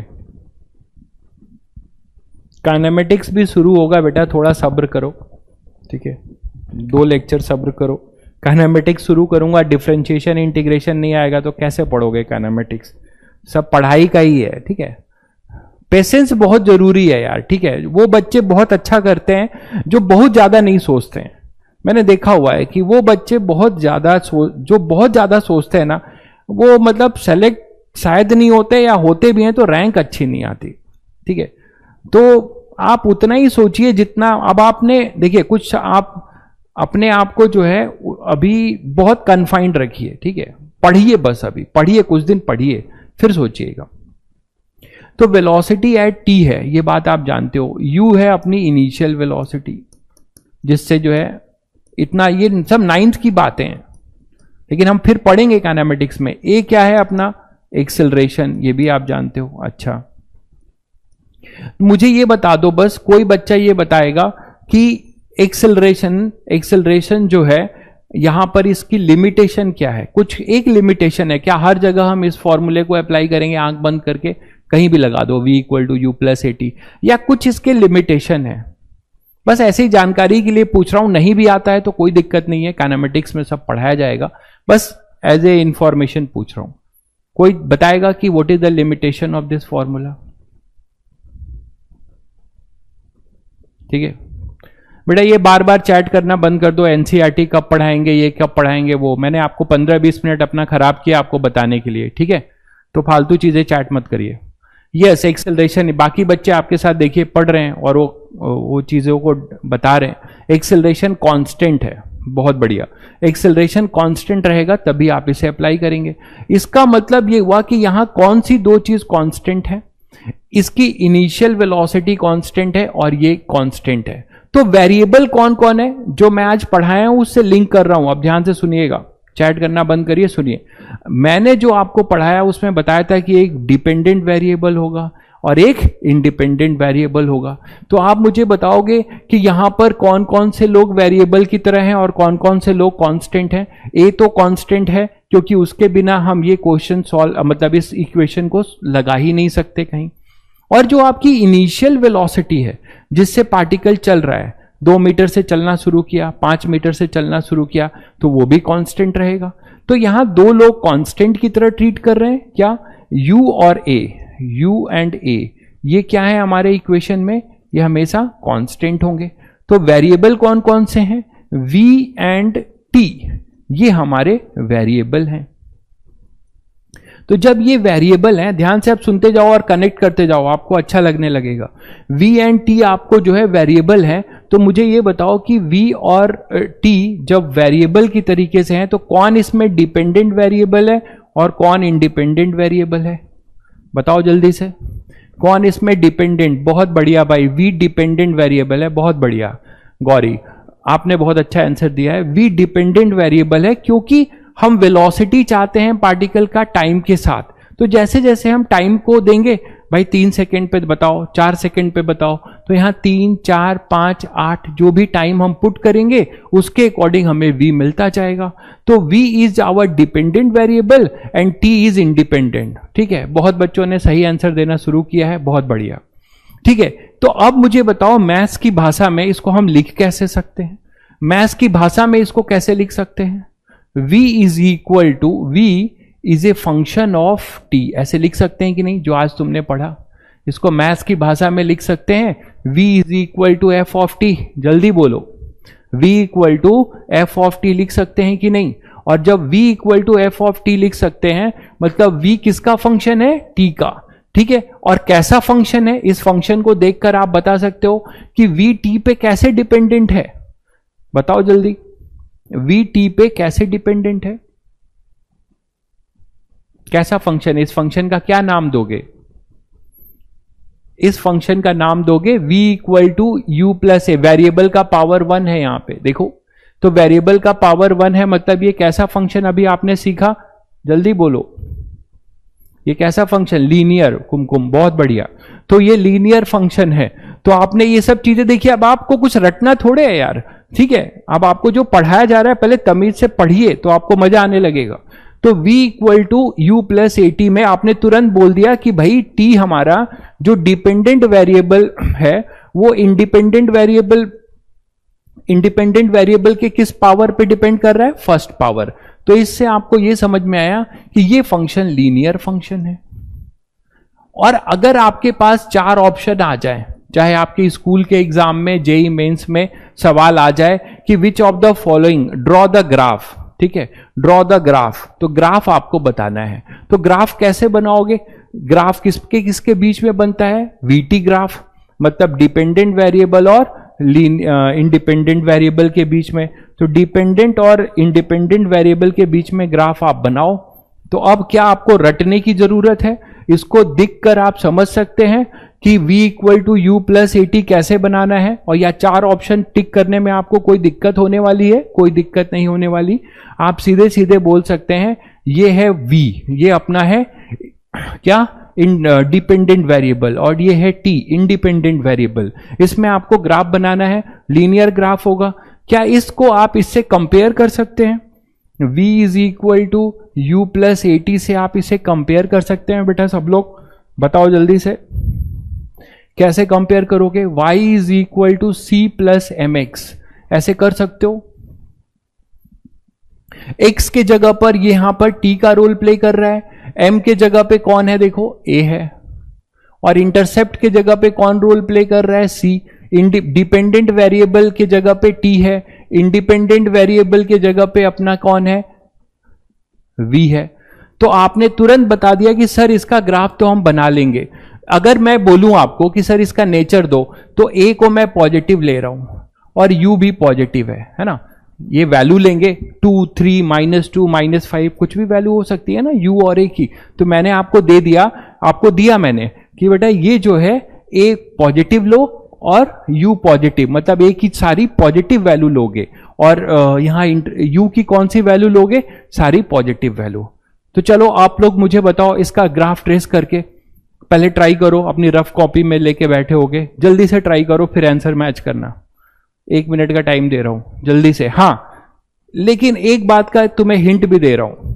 हिंट ये है, ध्यान से सुनो, हिंट ये है कि हम लोग अब यहां मैथ्स का ग्राफ नहीं बना रहे हैं। फिर से सुनो, मेरी एक एक बातों को क्लास में आदत डालो ध्यान से सुनने की, ठीक है। जब जरूरत पड़े तब चैट करो, जब मैं आपसे पूछूं कि बेटा आंसर बताओ तब आप चैट करो, और फालतू चैटबाजी बिल्कुल बंद करो। तो यहां पे अब आपके पास क्या हो जाएगा कि आप डाउट के लिए चैट करो और आंसर देने के लिए, 2 चीजों के लिए चैट करो बस। तो अब आप ये ट्राई मारो कि इसका ग्राफ कैसा बनेगा, और इसका ग्राफ बनाने समय ये ध्यान रखना कि ये मैथ्स का ग्राफ नहीं है, this is not a number line, this is time, a very important thing.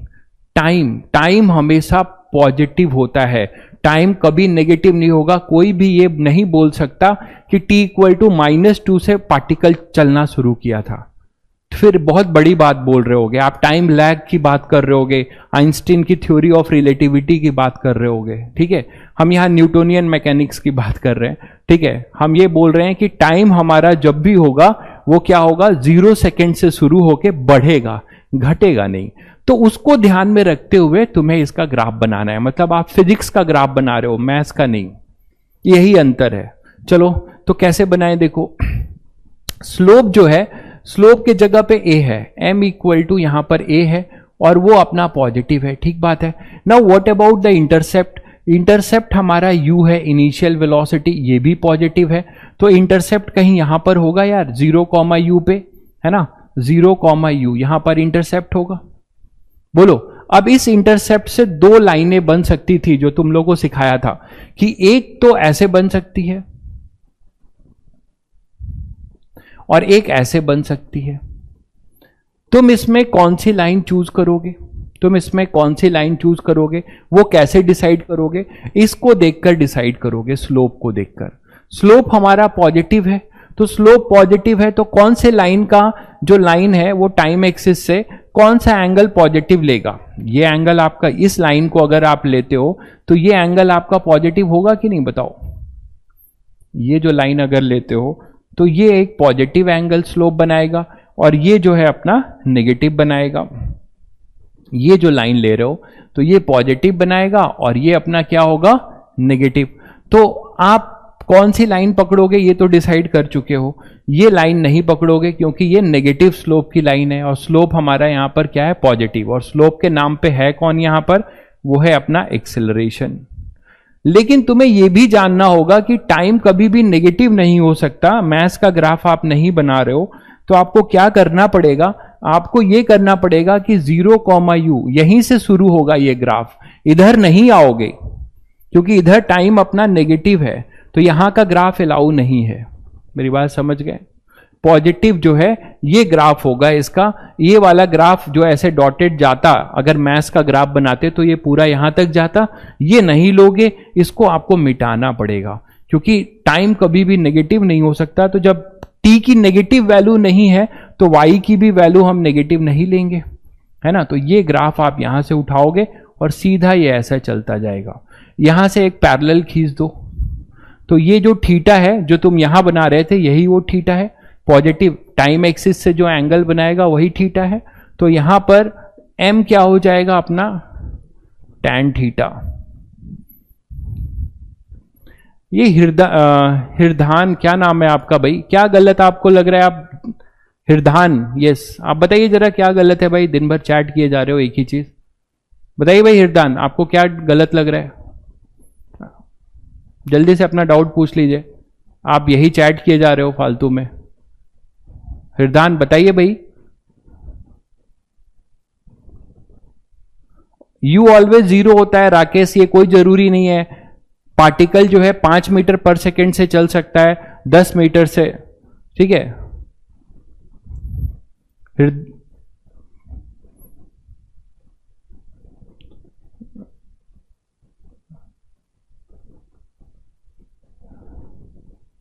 ठीक है, फालतू चैट मत करिए भाई। जो आपको डाउट है वो चैट करिए, ठीक है। गलत है तो आप पूछिए ना, आपको क्या गलत लग रहा है तो मैं क्लियर करूंगा, ठीक है। उस पे आएंगे, अभी कांस्टेंट नेगेटिव होगा तो आते हैं उस पे, ठीक है। एक डिसिप्लिन बनाइए और पढ़िए, ठीक है। चलिए, तो m equal to tan theta यहां तक आ गए, और बच्चों को जो है डिस्टर्ब मत करिए, बाकी लोगों को। हिरदान क्या नाम है, आ गया आपको, चलिए बहुत अच्छा बात है, ठीक है। हो सकता है कि देखिए, मैं ये नहीं बोल रहा, हो सकता है मुझसे यहाँ सिली मिस्टेक हो जाए, प्लस का माइनस, माइनस का, तो आप मुझे बताइए, मैं चेक करके आपको एक्सप्लेन कर दूंगा, ठीक है ना। बट इस तरीके से कुछ भी ऐसे ही बड़े बड़े चैट कर दे जा रहे हो कि गलत गलत गलत, वो मत करिए,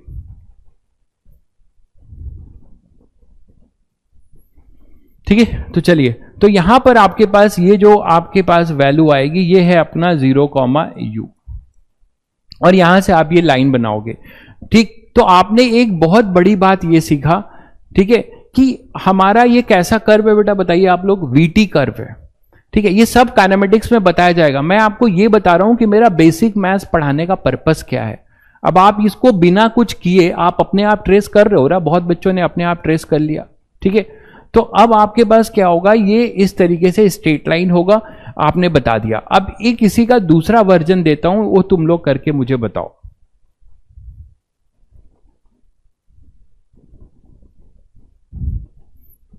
मान लीजिए रिटार्डेशन की बात है, इतना तो आप लोग जानते हो कि जब रिटार्डेशन होता था तो आप शुभम बताइए क्या एक्सप्लेन करना है भाई, शुभम क्या अगेन एक्सप्लेन करना है, बताइए जल्दी से, कुछ लिखिए तो बताऊं, क्या आपको नहीं समझ में आया।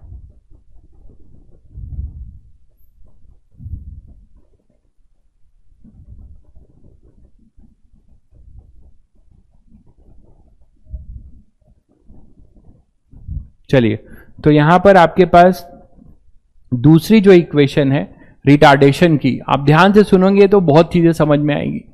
तो यहां पर आपके पास दूसरी जो इक्वेशन है, लिख रहा हूं, v is equal to u minus 80, ठीक है। इसमें हमारा रिटार्डेशन का केस है, जानते हो आप लोग रिटार्डेशन होता है, ठीक है, जिसमें कि पार्टिकल ऐसे जा रहा है, रिटार्डेशन इधर आ रहा है। तो इसका ग्राफ बना के दिखा, ट्राई मारिए आप लोग,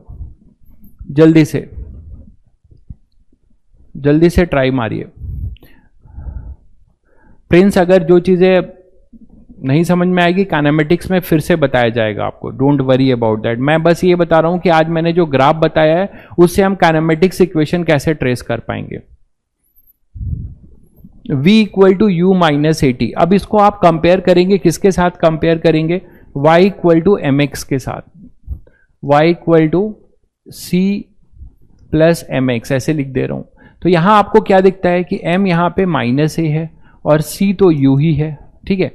तो यहां पे स्लोप अपना क्या है? नेगेटिव है, और इंटरसेप्ट अपना क्या है? पॉजिटिव है। ये मानते हो कि नहीं? स्लोप अपना नेगेटिव है और इंटरसेप्ट जो है पॉजिटिव है। तो क्या होगा, ग्राफ कैसा बनेगा बताओ? कुछ बच्चों ने बना लिया होगा, ट्राई जरूर करिए, आपसे बने चाहे नहीं, जो अभी बताया है उसी से ट्राई करिए, सोचिए, सोचना बहुत जरूरी है। ये कुछ आप लोग ने बनाया होगा, ठीक है। तो ये अपने पास होगा v, है ना, और दूसरा वेरिएबल है t। तो vt ग्राफ बनाना है हमें। तो vt ग्राफ कैसे बनाएंगे? देखो, स्लोप अपना नेगेटिव है और इंटरसेप्ट पॉजिटिव है। इंटरसेप्ट पॉजिटिव का मतलब यहां पे क्या करोगे? t को 0 पुट करोगे। एक और तरीका बताया था ना, पुट t इक्वल टू 0, ये ओरिजिन पे हो, यहां पे हो, t इक्वल टू, जब टाइम 0 है तब हमारा पार्टिकल की वेलोसिटी कितनी थी? u है, मतलब ये हो जाएगा, यही तो इंटरसेप्ट है, 0, u। देखो, तो ये 0, u है। अब इस 0, u से दो लाइनें पास हो सकती हैं, बार बार मैं यही चीज बता रहा हूं। क्या एक लाइन ऐसी जा सकती है? अब इससे ज्यादा बेसिक से क्या बताया जाए? और एक लाइन ऐसे जा सकती है, बताओ। तो कौन सी लाइन लोगे तुम जिसका स्लोप नेगेटिव है? तो आप मुझे बताओ इसमें कौन सा एक्यूट एंगल बना रहा है? ये थीटा है और ये थीटा है। तो ये थीटा अपना ऑब्ट्यूज है और स्लोप अपना क्या है? देखो यहां पे स्लोप अपना यहां पर क्या है? नेगेटिव है। तो हम थीटा कौन सा लेंगे? जो ऑब्ट्यूज एंगल बनाएगा। तो हम लाइन कौन सी चूज करेंगे? ये वाली लाइन चूज करेंगे, ठीक है। तो आप क्या करने वाले हो?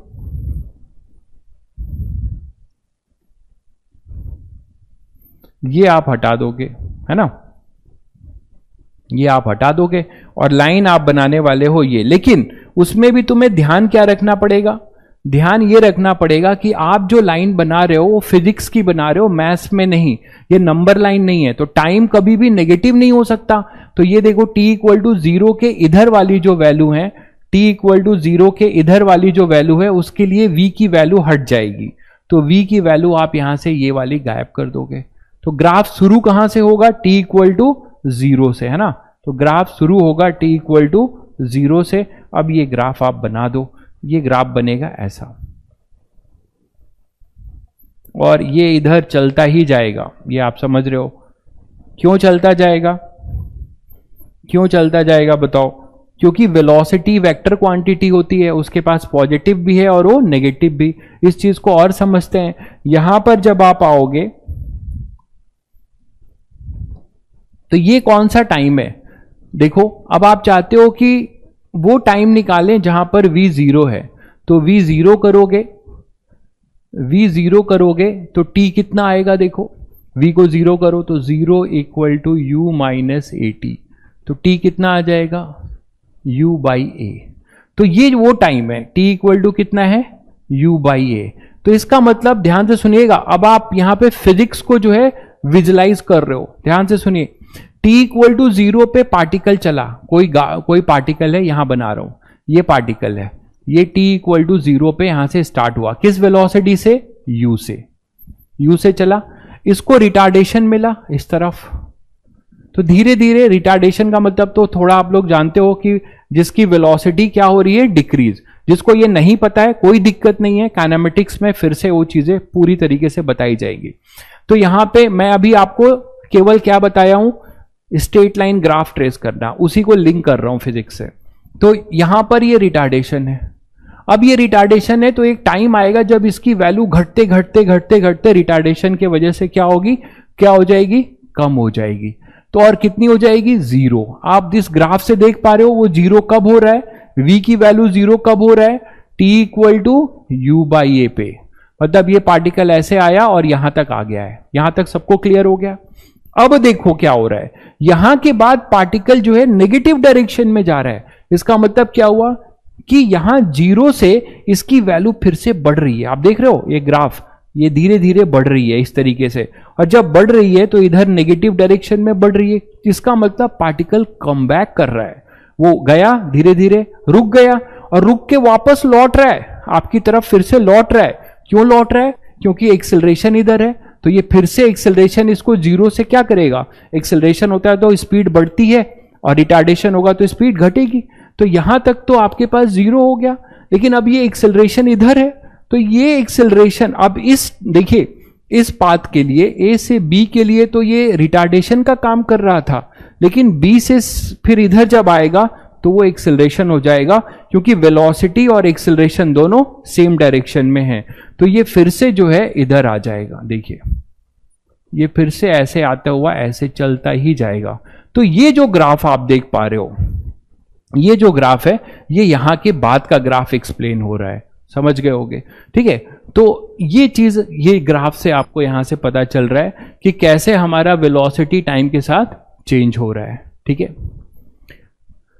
डायरेक्शन का मतलब ये हुआ कि आप सीधे जा रहे हो और फिर लौट कर आ रहे हो।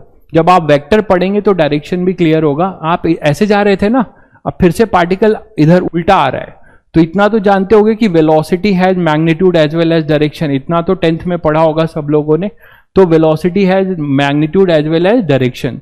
ठीक है, तो वहां से ये देखो उल्टा जा रहा है, पहले ऐसे जा रहा था इस तरफ, अब इस तरफ आ रहा है। तो वही चीज यहां बताई जा रही है। तो जिन बच्चों को जो है इसका ग्राफ रटने की जरूरत नहीं है, इसको रटने की अब नहीं तो आप रटोगे कि इसका v equal to u minus a t का ग्राफ ऐसे रटो, ये रटने से काम नहीं चलेगा।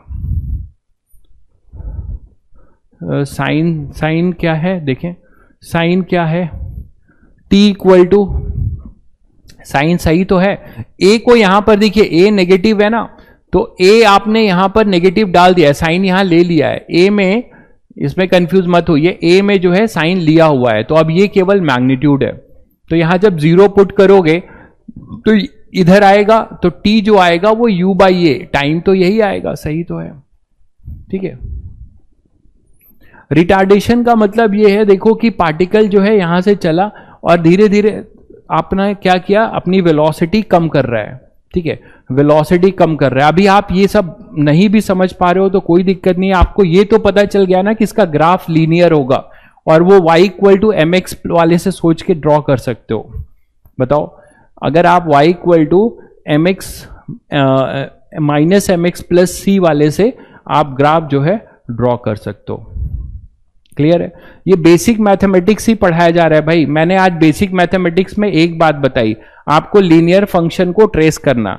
ठीक है, अब ये जो लीनियर फंक्शन को ट्रेस करना सीखा, तो ये बताना जरूरी था कि हम क्यों पढ़ रहे हैं। तो इससे आपको दो फायदे हुए, आपने दो ग्राफ आज ड्रॉ किए, v equal to u plus a t का और v equal to u minus a t का। ठीक है, आप अभी वेलोसिटी, एक्सेलरेशन, अगर ये नहीं भी आता है, आप इसको स्ट्रेट लाइन की इक्वेशन तो मान सकते हो ना। बताओ, तो क्या आप इसको ट्रेस कर सकते हो? अभी आप ये सब नहीं समझ पा रहे हो, कोई दिक्कत नहीं है। ठीक है, अगर आप ये सब नहीं समझ पा रहे हो कोई दिक्कत नहीं है। जिन बच्चों को 10th 9th की चीजें अभी भूली हुई हैं तो कोई दिक्कत नहीं है, लेकिन आप इसका ग्राफ तो बना सकते हो ना। अभी आपको मैंने बताया कि इंटरसेप्ट है, ये मान लो इंटरसेप्ट है, ये स्लोप है और ये नेगेटिव है, तो इसका ग्राफ ऐसे बनेगा। ये तो अभी बताया, ये तो समझ पा रहे हो आप लोग। Why we will not take negative angles, negative angles and अच्छा एंटी क्लॉकवाइज। देखिए, स्लोप के लिए जो है हमें कन्वेंशन लेना होता है कि हमेशा हम पॉजिटिव एक्स एक्सिस से एंटी क्लॉकवाइज लेंगे। नेगेटिव और पॉजिटिव एंगल की बात नहीं होती। अगर आप ये देखोगे तो ये आपके पास पॉजिटिव, एक ही कन्वेंशन लोगे ना, रोटेशन एक ही लोगे। स्लोप में आपको अभी इतना याद रखना है कि टैन थीटा, जो थीटा लेंगे वो पॉजिटिव एक्स एक्सिस से एंटी क्लॉकवाइज वाला एंगल लेंगे, और अगर वो ऑब्ट्यूज है तो स्लोप हमारा नेगेटिव होगा, अगर वो एक्यूट है तो स्लोप हमारा पॉजिटिव होगा। ठीक है, तो अभी आप अगर v equal to u plus a t और v equal to u minus a t, इतना तो जान गए कि उसमें v और t वेरिएबल है। v हमारा डिपेंडेंट वेरिएबल डिपेंडेंट वेरिएबल है v, और t इंडिपेंडेंट है। इन्हीं दोनों के बीच में ग्राफ बनाना है, तो v जो है t पे कैसे डिपेंडेंसी रखता है, फर्स्ट डिग्री का, तो लीनियर होगा। लीनियर है मतलब स्ट्रेट लाइन होगा, और स्ट्रेट लाइन को ट्रेस करना आपको आता है। बस इतना ही बताया मैंने आज। अब क्लियर है सबको? तो एक बार ये आप नहीं भी आप अभी काइनेमेटिक्स में फिर आएंगे तो फिर से ट्रेस करेंगे, लेकिन मैं आपको भाई कनेक्ट करना सिखाया कि मैं क्यों y = mx+c आपको पढ़ा रहा हूं। कुछ बच्चों को बिल्कुल आइडिया लग गया होगा कि हमें ये बेसिक मैथ्स क्यों पढ़ना है, ठीक है। तो कल इसी तरीके से हम क्वाड्रेटिक इक्वेशन ट्रेस करना सीखेंगे और डिफरेंशिएशन करेंगे, ठीक है। तो नेक्स्ट अपना टॉपिक होगा डिफरेंशिएशन। हम कैसे जो है किसी चीज को डिफरेंशिएट करेंगे, डिफरेंशिएशन का मतलब क्या होता है, ठीक है, उसको मैं फिजिक्स से रिलेट कैसे करूंगा, वो चीज भी सीखेंगे, ठीक है। तो ये मैंने बस एक बता दिया कि जिन बच्चों को पहले से थोड़ा पता है वो कैसे कनेक्ट कर पाए इस चीज को, ये चीज मैंने आपको अभी बताया। ये क्लियर है सभी बच्चों को? चलिए बेटा फिर आज इतना ही, ठीक है।